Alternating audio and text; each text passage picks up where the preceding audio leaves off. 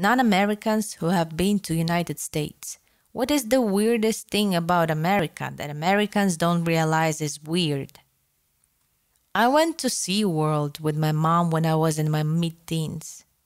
Halfway through the show, the performer, not the whale, asked everybody in the military to stand up and the whole crowd gave them a round of applause. They sat back down and the show continued as if nothing had happened. Couldn't imagine anything similar happening back in Blighty. Edit, this was at SeaWorld, Orlando, not San Diego, roughly 2003 or 4. I love that you specified it wasn't the whale asking questions. Now that Thanksgiving and Christmas is over, the weirdest thing is that Americans will ask what you are doing for Thanksgiving. Are you going to your family, etc.? When you say no, they invite you to their home. I was a student. My family was thousands of miles away, and I'm happy that the local Cracker Barrel is open and looking forward to a meal there. My professor did that, invited me to his home. I had a good time, but it was strange. I'm meeting his uncles and aunts, and one little girl threw a tantrum. I had to take her to calm her down, etc. It was weird, but also wonderful. In my country, things like this would never happen. You don't bring a stranger to a family event. But I'm thankful things like this happen here.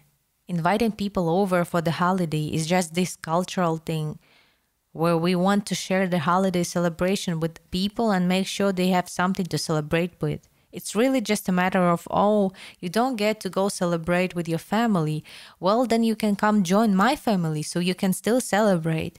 Even if you wouldn't feel like you're missing out on the celebration or avoiding it, we don't want you to feel like you're missing out.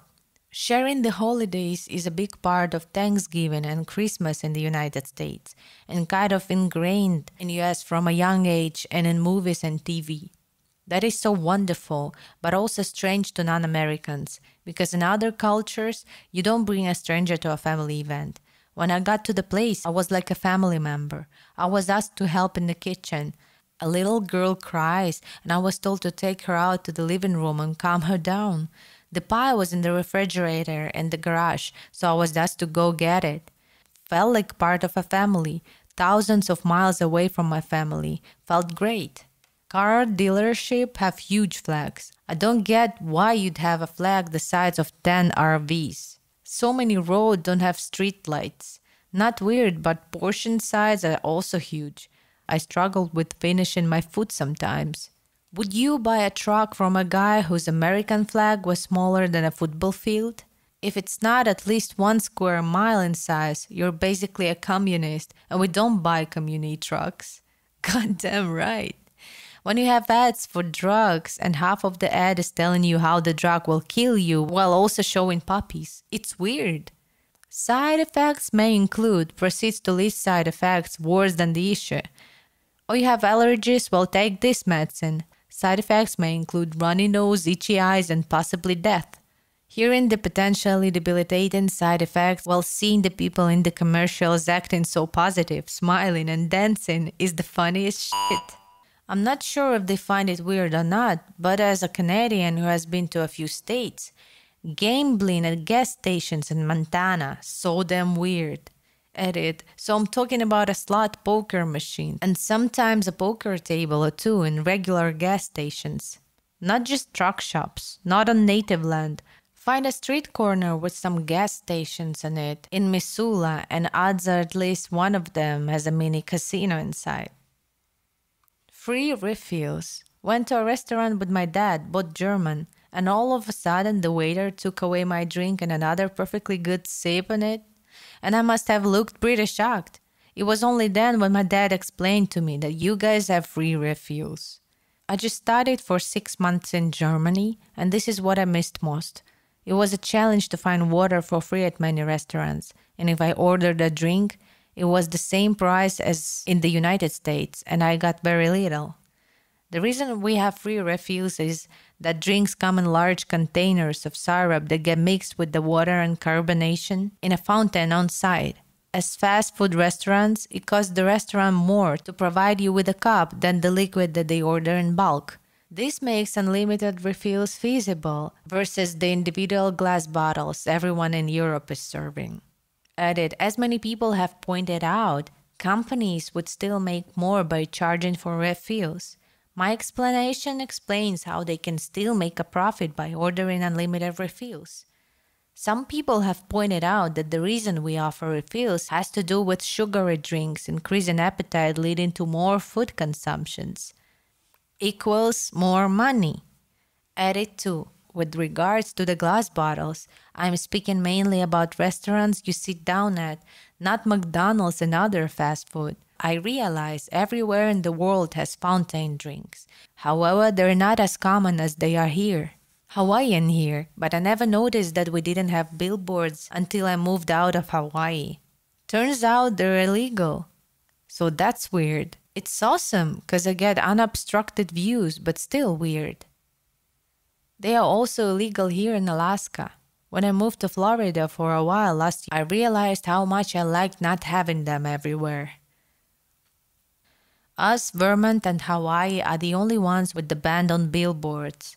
I never appreciated it till I visited relatives in the lower 48 and it's ugly billboards as far as the eye can see. I'd rather look at miles of boring cornfield instead of ads. For me, as British bloke who only traveled for 6 weeks in the United States, your public transport is largely poor, but everything is built for cars and your cars are big. You advertise not businesses, but personalities a lot. So it's not that key GH estate agents will well your property, but Mary Houghton will personally sell your house with a big picture of her face. Random people will talk to you. I'm a Londoner, so it is different up north in the UK, but especially when I got to the southern states, people were so happy to talk to random strangers. You guys actually sit at the bar in bars. When we go to a pub or bar, we'll go with friends and rarely interact outside of the group really. You guys jump up at the bar and just start chatting. Where homelessness is visible, it's bloody awful. San Francisco was horrible for this. Me and my now wife ended up making a load of extra spag bol to give to the homeless people outside our hostel because it was shocking to us. If I think of any more, I'll add them, but it's Christmas Day and I should probably talk to my family. Canadian here, I was blown away by how weirdly social people are with strangers. Like some random guy I've never seen before just starts telling me his life story on the street. He's super normal and doesn't seem crazy, just wants to talk to me for some reason. But then also the dude at Wendy's is loudly threatening some 16-year-old cashier in front of like 45 people. I got the impression of the Wendy's guy was uncool, but the other guy seemed normal. And where I live, I generally assume that a stranger talking to me for no reason is either crazy or high.